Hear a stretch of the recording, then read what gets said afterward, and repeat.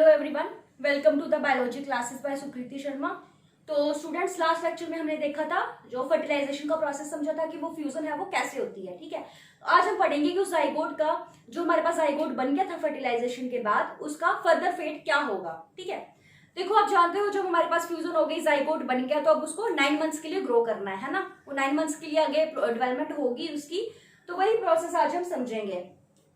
ठीक है, देखो जब जाइगोट बन जाता है हमारे पास, उसके बाद उसमें माइटोटिक डिविजन्स होती हैं। क्या होती हैं? माइटोटिक डिविजन्स होती हैं, जिससे उसका जो सेल नंबर है वो तो इंक्रीज होता है। ठीक है, डिविजन्स हो रही है तो ऑब्वियस सी बात है सेल नंबर इंक्रीज होगा, लेकिन उनका जो सेल का साइज है वो रिड्यूस हो जाता है। ठीक है, तो वो जो डिविजन्स होती हैं उन्हीं को हम बोलते हैं क्लीवेज। तो आज हम पढ़ेंगे क्लीवेज के बारे में। क्लीवेज क्या है? ये वो माइटोटिक डिविजन्स हैं जो जाइगोट में होती हैं, जिससे उनका सेल नंबर इंक्रीज होता है लेकिन उनका साइज जो है वो छोटा होता जाता है। और जो फाइनल स्ट्रक्चर हमारे पास बनता है आफ्टर क्लीवेज, उसको हम बोलते हैं ब्लास्टुला। ठीक है, क्या बोलते हैं? ब्लास्टुला। तो क्लीवेज क्या है? It is the process of rapid mitotic divisions. ठीक है, माइटोटिक डिविजन्स होती हैं इन द जाइगोट। ठीक है, जाइगोट में डिविजन्स होते हैं माइटोटिक, जिससे उनका सेल नंबर तो इंक्रीज होता है। ठीक है, सेल नंबर इंक्रीज, ये मैं शॉर्ट में ब्रैकेट में लिख देती हूँ, बट उनका जो सेल साइज है वो रिड्यूस हो जाता है, बट सेल साइज डिक्रीज। ठीक है, ये क्या है? रैपिड माइटोटिक डिविजन है जाइगोट में। और फाइनली हमारे पास जो है स्ट्रक्चर क्या बनता है? Blastula, leading the production of blastula. हमारे पास फाइनल स्ट्रक्चर जो क्लीवेज के बाद क्या बनता है? ब्लास्टुला बनता है।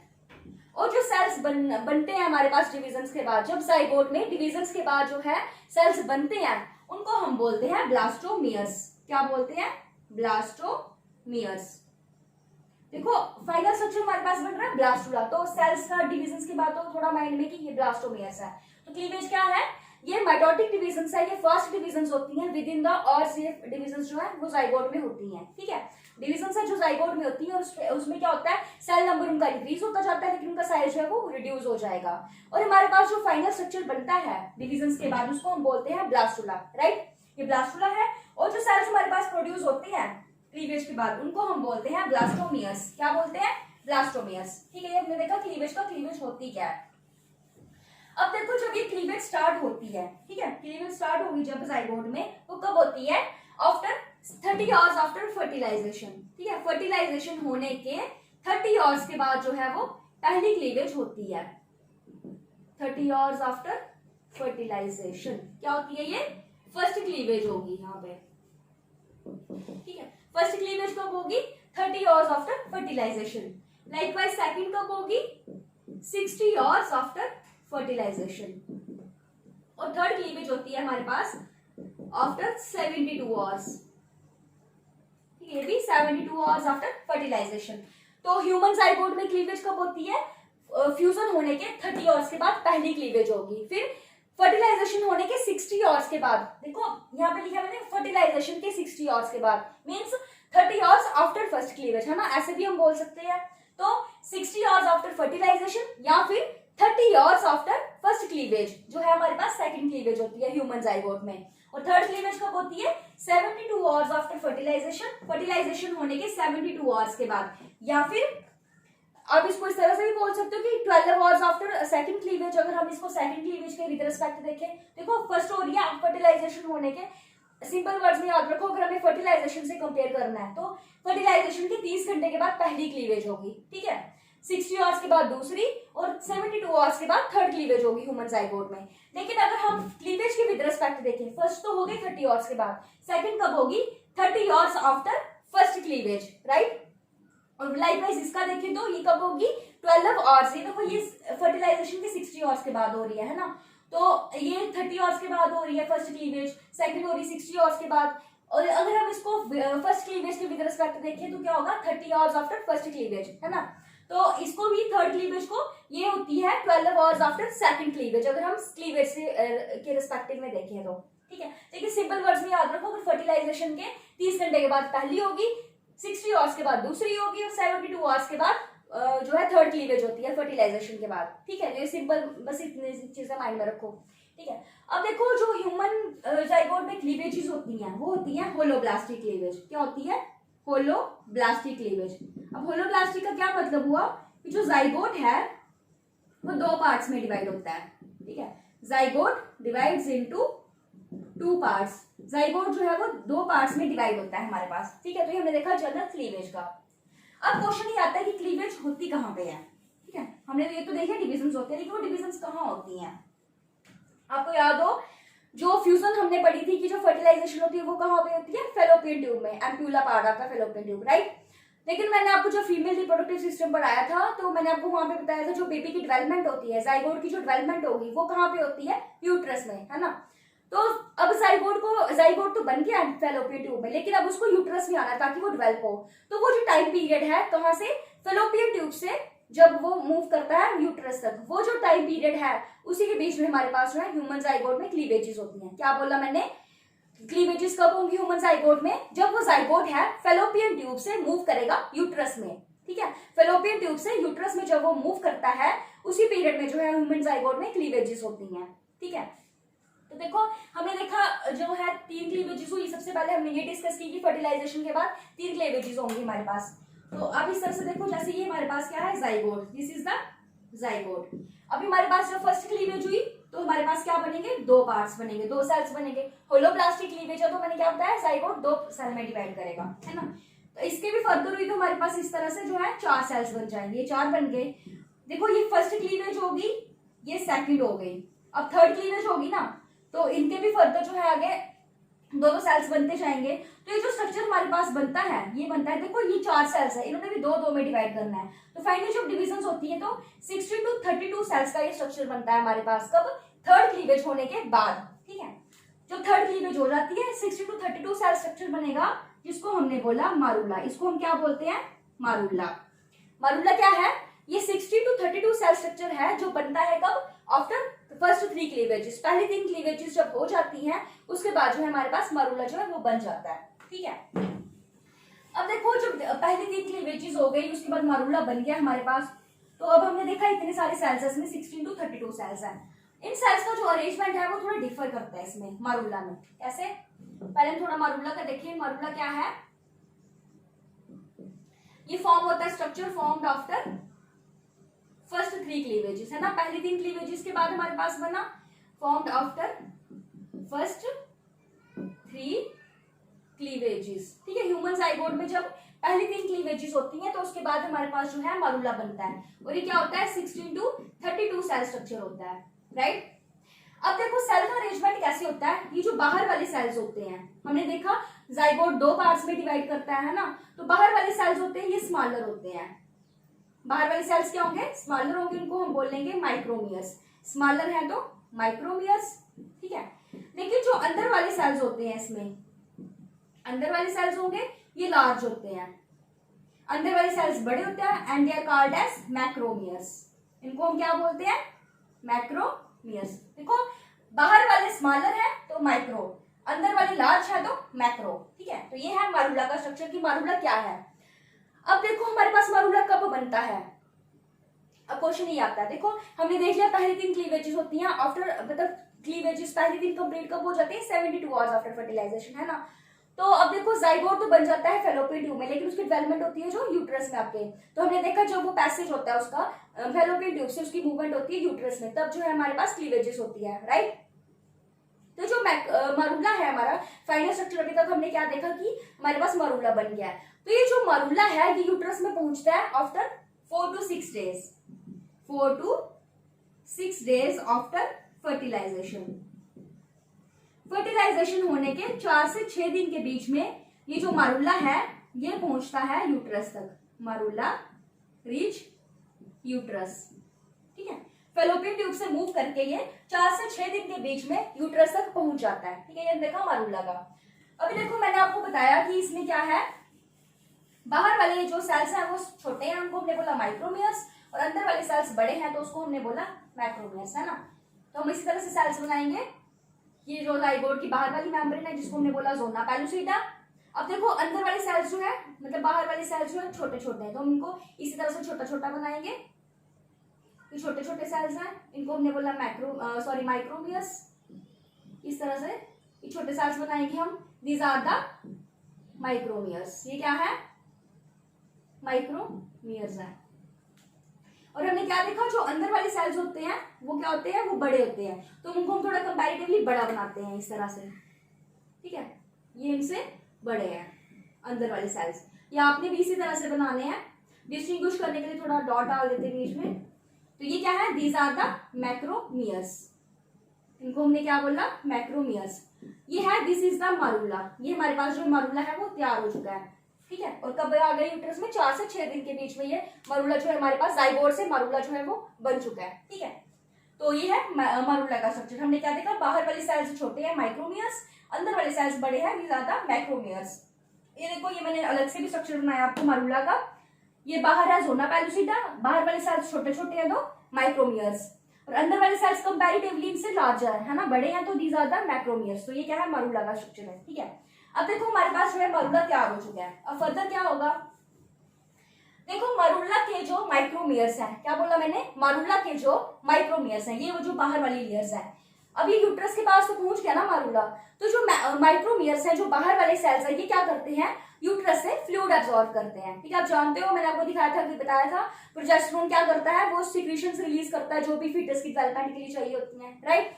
तो वो जो फ्लूइड है वो एब्जॉर्ब कौन करता है, मारूला के माइक्रोमियर्स। माइक्रोमियर्स क्या करेंगे, फ्लूइड एब्जॉर्ब करेंगे यूट्रस से, ठीक है, और तब हम उनको बोलते हैं ट्रोपोब्लास्ट। फिर वो क्या बन जाते हैं, ट्रोपोब्लास्ट बन जाते हैं। इस तरह से देखो, ये माइक्रोमियर्स है हमारे पास, छोटे छोटे से सेल्स जो हैं। इन्होंने क्या किया, इन्होंने सॉरी थोड़ा सा बन गया, ये क्या करेंगे, यूट्रस से फ्लूइड एब्जॉर्ब करेंगे, ठीक है। यूट्रस से जो भी सिक्रीशंस होंगी उनको एब्जॉर्ब करेंगे, और तब हम इन माइक्रोमियर्स को बोलेंगे ट्रोपोब्लास्ट। क्या बोलेंगे, ट्रोपोब्लास्ट, ठीक है। ट्रोपोब्लास्ट क्या है, ये मरूला के माइक्रोमियर्स ही हैं। क्या है, ये माइक्रोमियर्स ही हैं जो यूट्रस से फ्लूइड एब्जॉर्ब कर चुके हैं अब, ठीक है। तो ये क्या है, ट्रोपोब्लास्ट है, तब हम इनको बोलते हैं ट्रोपोब्लास्ट। अब देखो, ये फ्लूइड एब्जॉर्ब कर रहे हैं, तो जब ये फ्लूइड एब्जॉर्ब करेगी ये वाली लेयर, तो जो फ्लूइड है वो यहाँ पे अकोमुलेट होता जाएगा ना, है ना, इस तरह से फ्लूइड जो है वो अकोमुलेट होने लगता है। तो जो फ्लूइड जिस कैविटी में अकोमुलेट होता है, ठीक है, फ्लूइड अकोमुलेट होगा यहाँ पे, तो सोचिए जैसे जैसे यहाँ पे फ्लूइड आता जाएगा तो ये जो सेल्स है ये पुश होते जाएंगे इस तरह से, है ना। देखो सपोज बाहर कोई इस तरह से स्ट्रक्चर है और यहाँ पे अंदर सेल्स प्रेजेंट है ना, इस तरह से ये सेल्स प्रेजेंट है। अब सोचो कोई ये चीज है, ये कुछ सपोज वाटर ही एब्जॉर्ब कर रही है, फॉर एग्जांपल ये क्या कर रही है, वाटर एब्जॉर्ब कर रही है ये लेयर। जैसे जैसे ये वाटर एब्जॉर्ब करती जाएगी तो जो वाटर है इसके अंदर अकोमुलेट होता जाएगा ना, है ना, वाटर अकोमुलेट हुआ। जैसे ही वाटर अकोमुलेट हुआ तो वो क्या करेगा, इन सेल्स को पीछे धकेलेगा, है ना। ये हमारे पास इस तरह से सेल्स है, बाहर से वाटर एब्जॉर्ब कर दिया इनकी लेयर ने, तो जैसे जैसे वाटर अकोमुलेट होगा ये सेल्स जो है पीछे पीछे मूव करते जाएंगे, है ना, इनकी मूवमेंट होती जाएगी। जैसे जैसे ये पीछे पीछे मूव करते जाएंगे तो इनके अंदर एक स्पेस बनती जाएगी, हॉलो, है ना, स्पेस बनती जाएगी। तो उस स्पेस को हम बोलते हैं ब्लास्टोसील। क्या बोलेंगे, ब्लास्टोसील। ब्लास्टोसील क्या है, ये वो कैविटी है जो बनती है कब, जब ट्रोपोब्लास्ट जो है, जो सेल्स एब्जॉर्ब कर लेते हैं, क्या फ्लूइड एब्जॉर्ब कर देते हैं। मींस की माय सिंपल वर्ड्स में आप बोलो तो जब मारूला के माइक्रोमियर सेल्स जो है फ्लूइड एब्जॉर्ब कर लेते हैं यूट्रस से, तो जो फ्लूइड इकट्ठा होता है, ठीक है, स्पेस में, वो एक कैविटी बनाता है जिसको हम बोलते हैं ब्लास्टोसील। ये हमारे पास ब्लास्टोसील जो है बन चुकी है, ठीक है। अब देखो कैविटी तो हमारे पास बन गई, यहाँ पे सपोज इस तरह से ये सेल्स, मैंने आपको बताया सेल्स पुश हो रहे हैं, यहाँ पे जो है खाली स्पेस बन रही है, तो सेल्स जो है इधर से मूव कर रहे हैं ऐसे, ठीक है, पीछे की तरफ पुश कर रही है। कैविटी हमारे पास बन चुकी है ना। वाटर एब्सॉर्ब हुआ तो कैविटी मतलब वाटर यहाँ पे इकट्ठा हो गया, बाकी सेल्स जो है वो पीछे मूव कर रहे हैं, है ना। जो सेल्स पीछे मूव करते जाएंगे ये क्या करते हैं, एक जगह के इकट्ठे हो जाते हैं।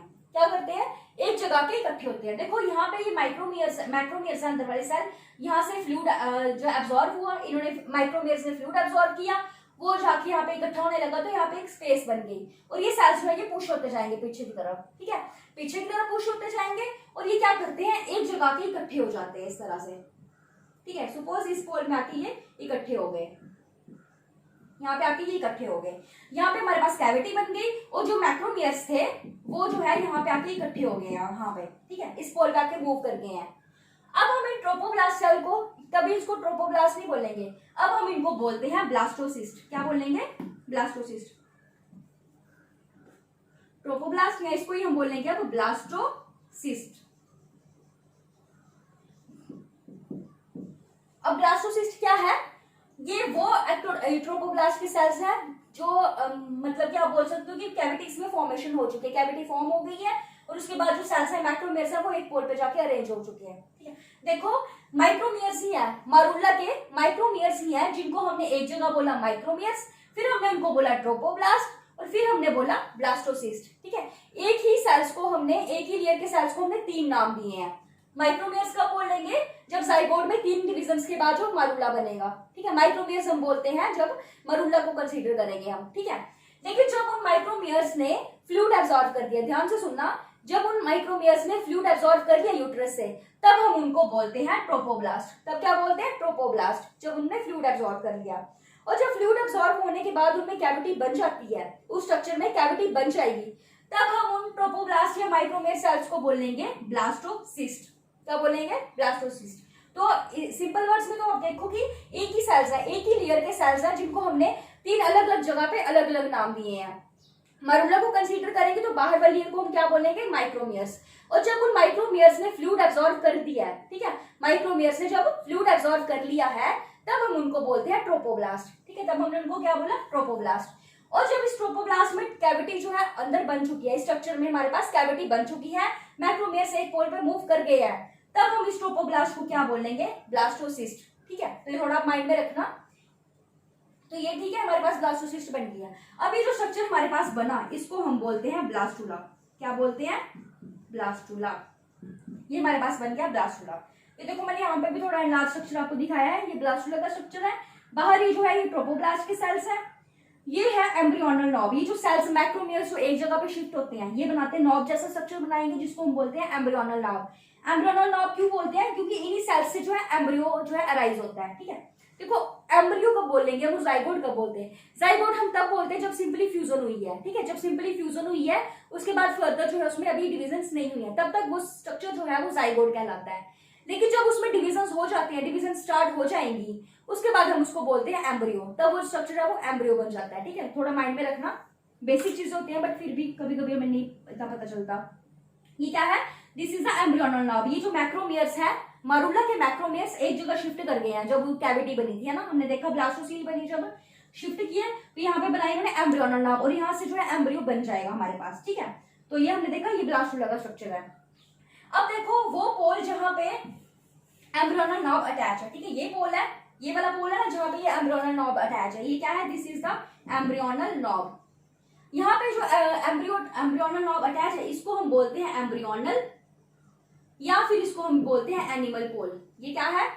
एम्ब्रियोनल और एनिमल पोल, राइट। और जो उसके अपोजिट वाली पोल होती है, ठीक है, ये पोल हो गई एम्ब्रियोनल पोल। ये जो अपोजिट ये वाली पोल है, this is the abembryonal pole, abembryonal, या फिर हम इसको वेजिटल पोल भी बोलेंगे। ठीक है, देखो उसको हमने क्या बोला? एम्ब्रियोनल या एनिमल पोल, इसको हम बोलेंगे एब एम्ब्रियोनल या फिर वेजिटल पोल। ठीक है, ये हमने देखा ब्लास्टुला का स्ट्रक्चर।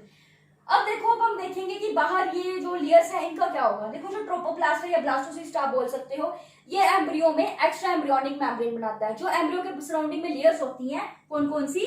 Korean and amnion.